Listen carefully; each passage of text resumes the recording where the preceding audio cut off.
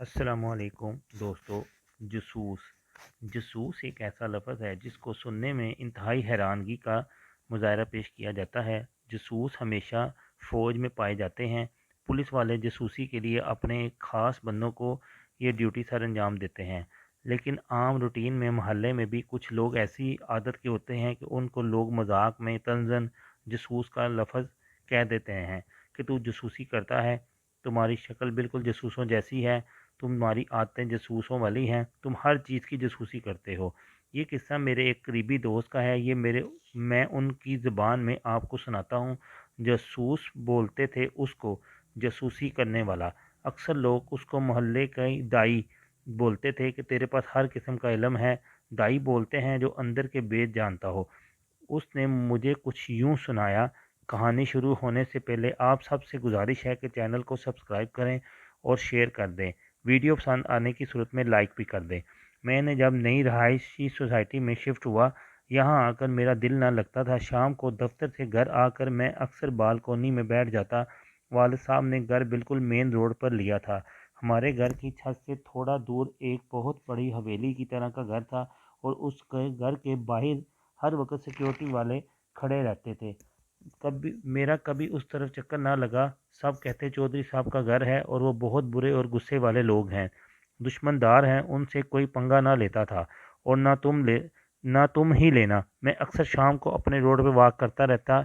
एक दिन मैं शाम को अपने रोड पर वॉक कर रहा था कि चौधरी साहब अपने लंबे काफिले के साथ सिक्योरिटी के हसार में सोसाइटी के मेन गेट से दाखिल हुए। जाने अनजाने में मैं गलती से उनकी गाड़ी के आगे आने लगा था। उन्होंने गाड़ियां मेरे पास रोक दी। उनका एक ख़ास मुलाजिम जो कि सिक्योरिटी का इंचार्ज भी था, मेरे बिल्कुल सामने खड़ा हो गया और बदतमीज़ी करने लगा। चौधरी साहब ने अपनी बड़ी सी गाड़ी का शीशा खोला और अपने हाथ के इशारे से उसको वापसी गाड़ी में बैठने का आर्डर दे दिया और मेरी आंखों में आंखें डालकर चले गए।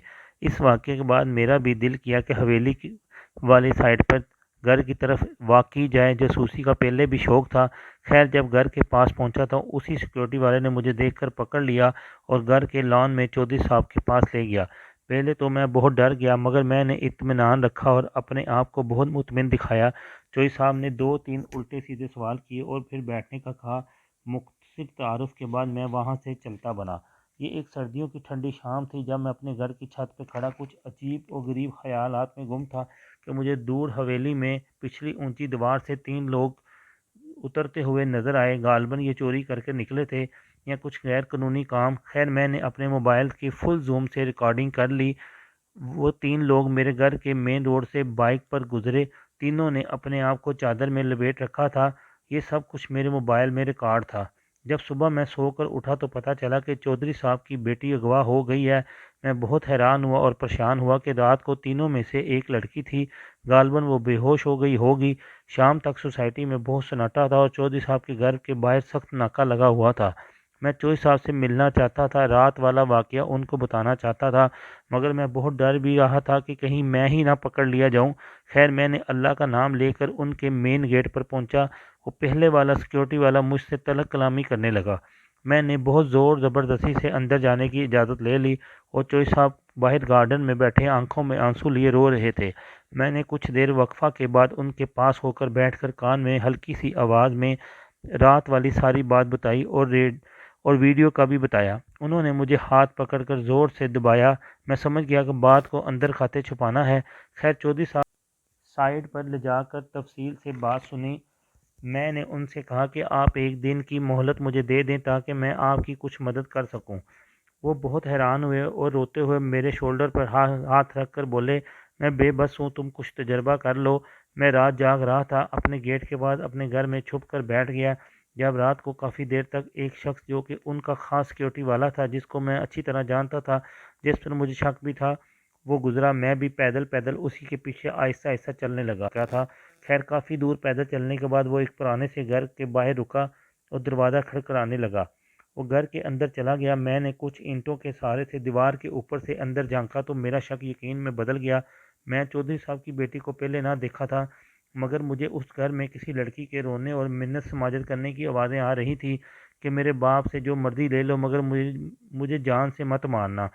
मैं काली अंधेरी रात में बहुत मुश्किल से अपने कदमों के निशान की پیروی کرتے کرتے واپسی اپنی سوسائٹی میں آیا اور میری حالت بہت خراب ہو چکی تھی، بالکل بھی ہمت نہ تھی۔